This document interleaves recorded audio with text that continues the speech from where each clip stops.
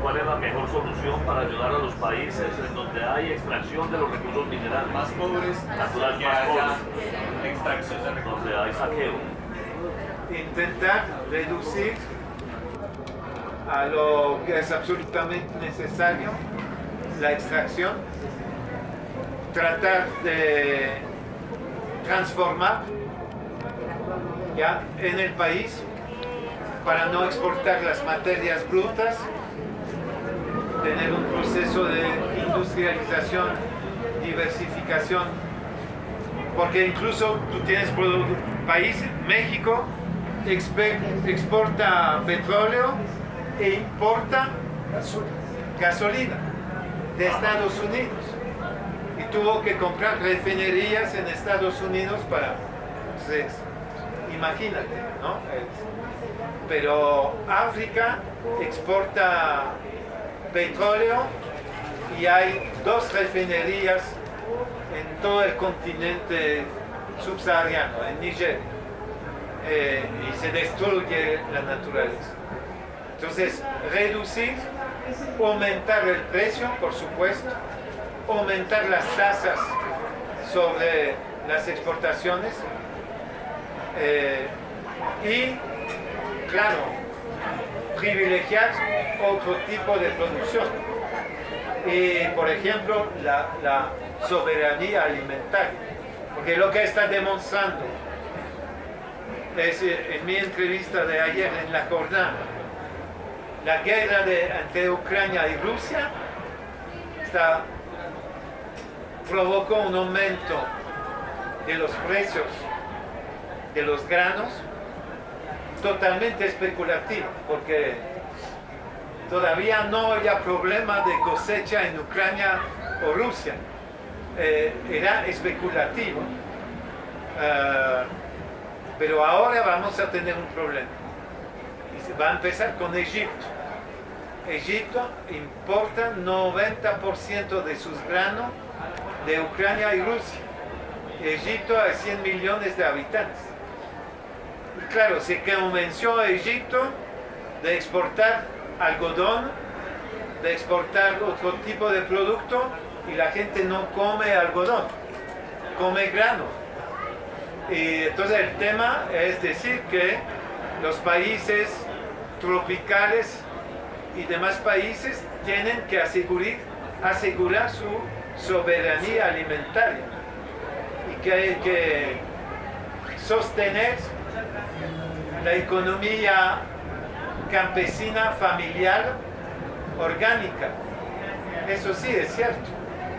Las propiedades comunitarias, todo esto el gobierno tiene que proteger a sus campesinos.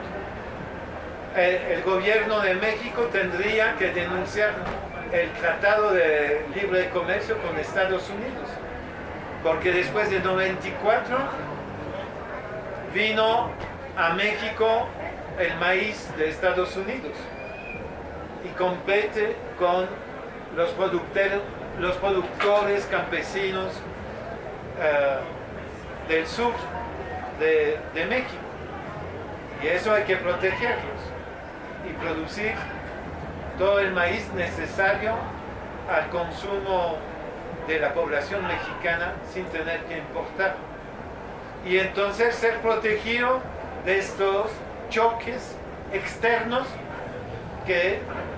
como la guerra Rusia-Ucrania, que va a provocar un desastre, una hambruna en varios países del mundo.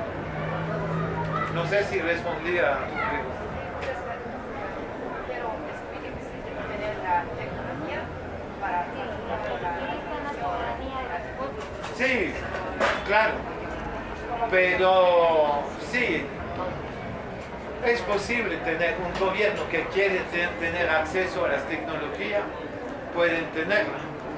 E incluso hay países dispuestos a intercambiar o a regalar la tecnología.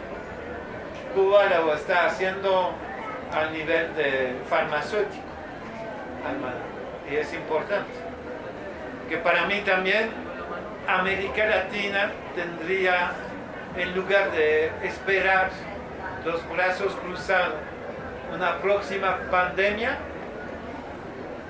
América Latina debería dotarse de una industria farmacéutica para producir medicamentos genéricos para su población y intercambiar con Cuba sobre las moléculas, por ejemplo, las vacunas anti-COVID, etcétera, que Cuba logró producir rápidamente de manera soberana. Después de los tratados de libre comercio que se empezaron a implementar por toda América Latina y el mundo, sobre todo en los años 90 y después de la globalización de la economía que se ha visto, todos los gobiernos abrieron fronteras y permitieron que hubiese importaciones masivas. Hablo de los países del sur, sobre todo que producimos materias primas, y se ha quebrado la agricultura, etc. Hoy, independientemente de que los gobiernos no sean revolucionarios, que no sean progresistas, así sean de derecha, están reconociendo frente al fenómeno de la hambruna que se está generando, están reconociendo que hay que proteger. Es una oportunidad para el movimiento popular presionar más para que ese proteccionismo no solo sea sobre los granos y los alimentos, sino que también sea sobre los insumos y el subsuelo que está empobreciendo a los pueblos. Pero es urgente que las diferentes organizaciones entendamos eso y emprendamos como acciones conjuntas, porque cada uno solo en su país no lo logramos. Preguntaba Germán ahora, bueno, ¿cómo que pudiéramos decir aquí frente de este espacio, frente a América Latina y el mundo desde el Foro Social Mundial en este conversatorio que tenemos?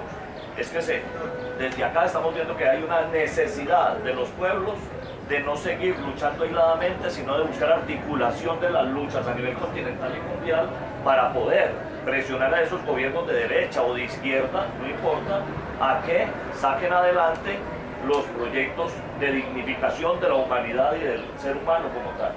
Entonces es como algo que no tiene nada que ver con el libro, sino con el accionar frente a las reflexiones que se hacen en este texto, en otros que han producido desde otros escenarios, que se hace el diagnóstico y hay algunas propuestas, pero tenemos que materializarlas. Y lo que también se menciona, apostar por la democratización de Naciones Unidas. Es decir, Perdón, ¿puedes hablar más fuerte? apostar por la democratización de Naciones Unidas. La están abandonando. El Consejo de Seguridad lo desecharon. Todo el mundo está decidiendo fuera de Naciones Unidas. Me pregunto, ¿será eso una oportunidad para los movimientos sociales apostarle a la democratización de Naciones Unidas? Lo dejo en un interrogante. Ajá. Que desaparezca. No. Listo. No, listo, muchas gracias. Esperamos que adquieran el libro. Sí, sí, sí. Listo, gracias.